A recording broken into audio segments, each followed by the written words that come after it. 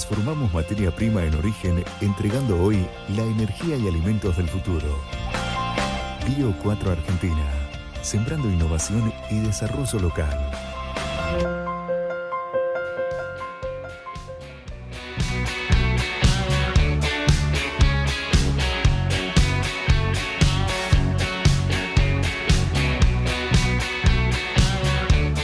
Seguimos en vivo en Punta La M en esta mañana tan bonita, tan soleada. Va subiendo la temperatura, va acercándose la primavera y con eso un montón de cuestiones a tener en cuenta, ¿no? Recién hablábamos de las alergias, de algunas enfermedades que despiertan, sobre todo en esta época del año, y de la salud pública con los animales también, ¿no?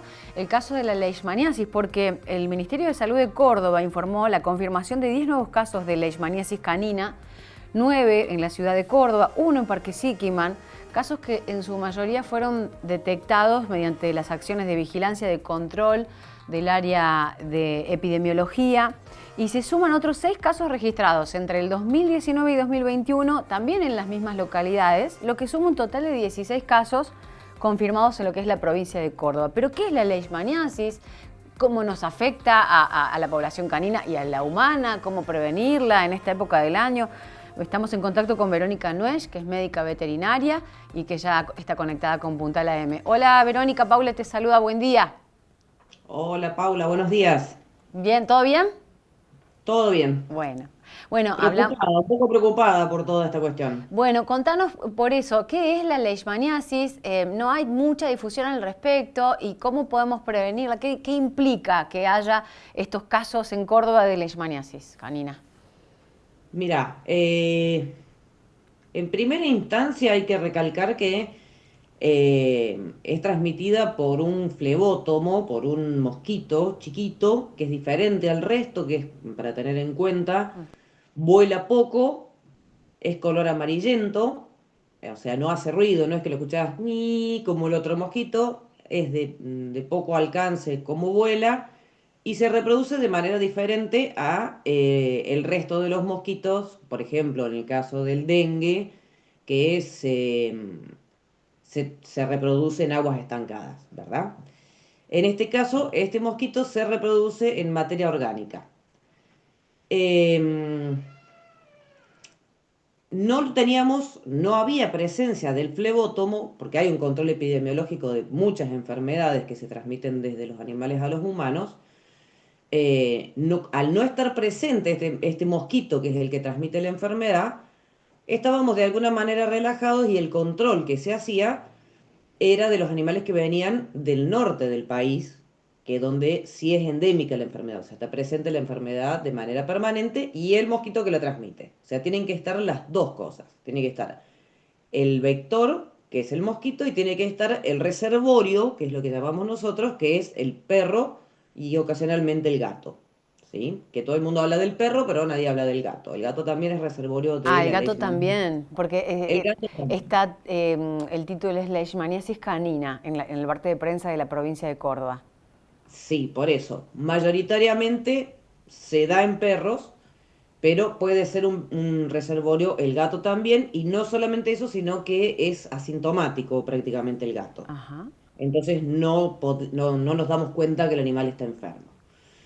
¿Qué pasa? Con los cambios climáticos que hubo, con el recalentamiento global, con el desmonte, con el desastre que estamos haciendo con el medio ambiente, Mm. favorecimos la llegada de ese mosquito a la provincia de Córdoba.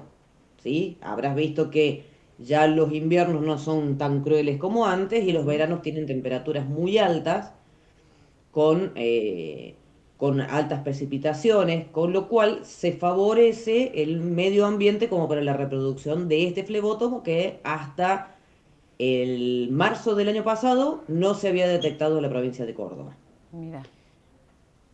¿Por qué se empieza a hacer la campaña ahora y se pone en alerta? Porque empiezan los primeros calores, empiezan las primeras lluvias y hay que empezar a controlar principalmente el medio ambiente y la salud animal en un trabajo conjunto entre la medicina humana y veterinaria para hacer la detección temprana de los casos en caninos, particularmente, denunciar la presencia de la enfermedad y desde el Estado prestar la información necesaria que se necesita para Claro. que la gente entienda cómo combatir al Bueno, y vector. ahí, y ahí está la clave, ¿no? Por eso digo, ¿cómo se detecta primero si un animal tiene leishmaniasis o si una persona, cuáles son los síntomas y cómo se previene? Porque vos decís el mosquito es muy, muy pequeñito, prácticamente no se ve, no vuela mucho, y además que ni siquiera identificamos con toda la campaña de dengue que hubo, no identificamos ni siquiera el dengue.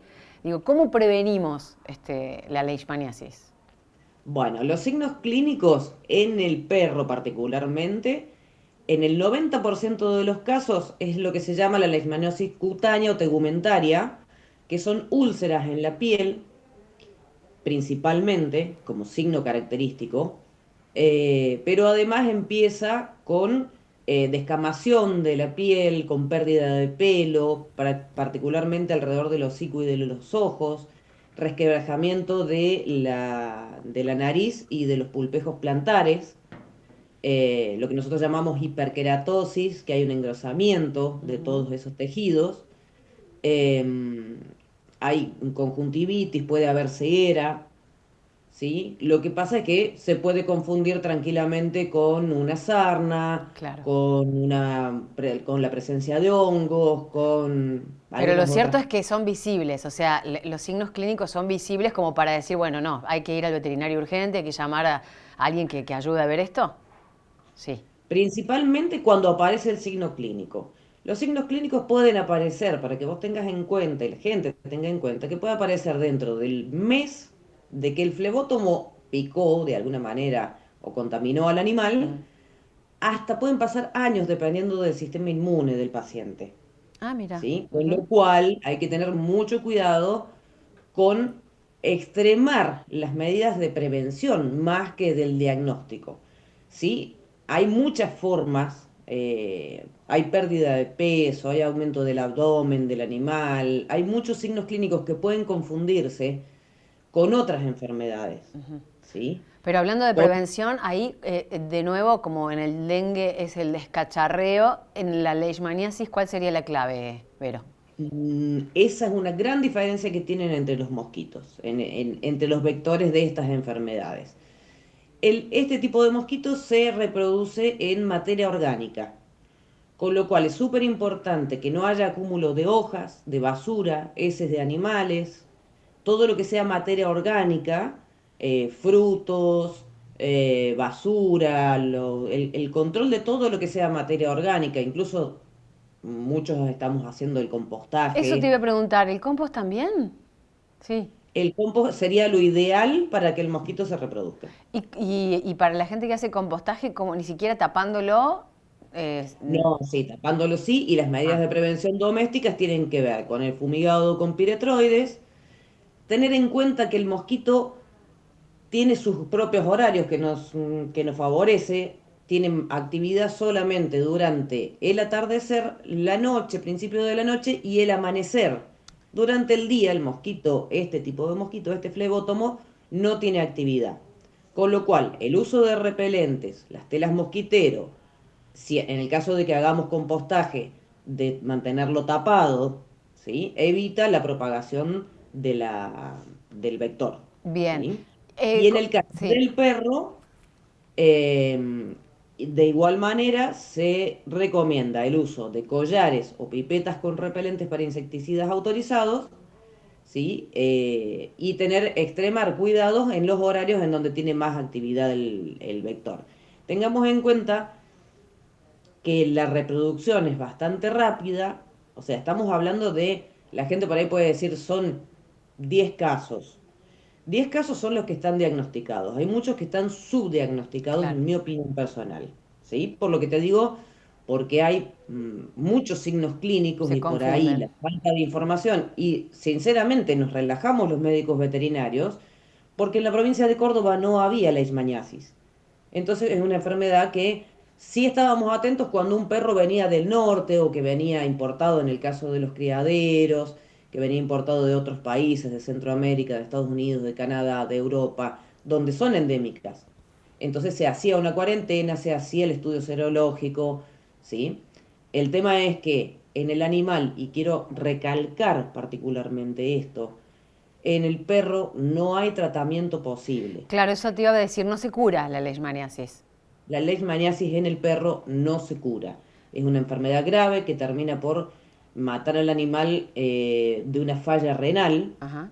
¿sí? En caso de que no haya sido diagnosticado. En caso de ser diagnosticado, que la serología, o sea, la prueba de sangre, sea positiva y se demuestre la presencia del parásito en el animal, la única alternativa viable es el sacrificio, o sea, la eutanasia humanitaria del animal. Con lo cual, si queremos a nuestras mascotas, tenemos que estar atentos a los signos clínicos Ujú. y cuidarnos nosotros y a ellos para que no se transmita esta enfermedad. Teniendo en cuenta que además somos una provincia muy turística, Claro. donde es fácil que venga tanto se instale el vector como tener cuidado con el reservorio, con nuestros animales domésticos, para que no sean afectados ni ellos ni Y nosotros. En el nosotros, caso de los humanos, sí. sí tiene tratamiento y el Ajá. Estado lo paga el tratamiento. O sea, ahí el tema es la detección precoz de la enfermedad en el humano.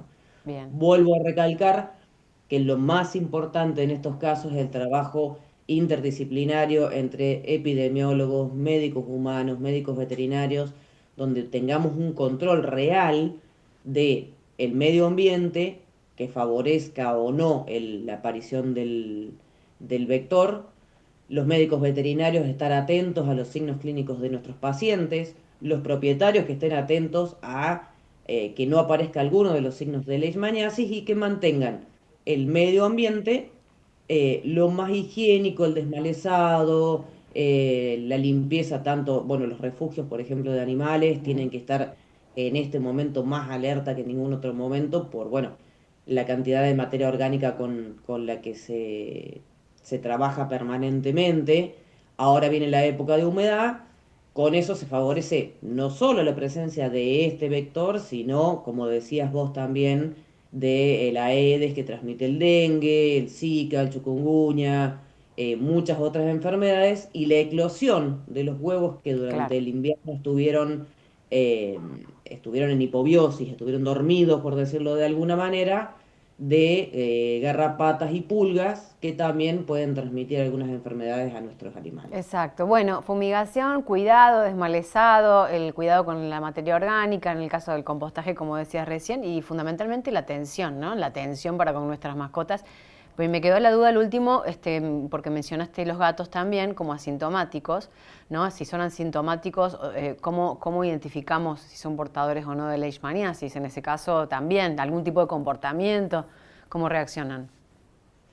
No, no, en general, siendo asintomáticos, precisamente no tienen síntomas, lo único que se ha descrito es algunos nódulos en las orejas que podrían confundirse con una enfermedad característica de los gatos blancos, que es el carcinoma, eh, pero prácticamente son asintomáticos, pero se puede hacer serología, Ah, una ajá. muestra de sangre, en caso de duda de que aparezca la enfermedad en nuestras mascotas. Bien. De todos modos, recomendación siempre, no solamente por la leishmaniasis, mantener el medio ambiente limpio, evita la transmisión de enfermedades zoonóticas, tanto sea de materia orgánica, el descacharraje, el acúmulo de agua estancada y la desparasitación Ujú. trimestral, o sea, en cada cambio de estación de nuestras mascotas para evitar parásitos internos también que puedan ser transmitidos a nosotros. Verónica Noech, médica veterinaria en diálogo con Punta M. Muchísimas gracias por el contacto y por la nota. No, gracias a ustedes porque creo que, bueno, el papel de ustedes es fundamental en esto, de que llegue la información a la gente, que las cosas no nos tomen de sorpresa como habitualmente nos pasa, que tengamos las herramientas como para poder eh, prevenir las enfermedades y en eso los medios de comunicación y las campañas de comunicación que son normalmente bastante escuetas Ujú. en cuanto a esto, a la información, y como decís vos, a pesar de que se ha trabajado mucho sobre el dengue y de hace bastantes años, seguimos renegando con algunas cuestiones. Ujú. Bueno, esto es más grave, es una Sí. enfermedad mucho más grave que puede llegar a ser mortal particularmente en niños menores de 5 años. Así que muchísimas gracias a ustedes por difundir esta información que para nosotros es tan importante. Que tengas linda mañana. Hasta luego. Igualmente, muchas gracias, Paula. Hablábamos con Verónica Nuez, entonces médica veterinaria.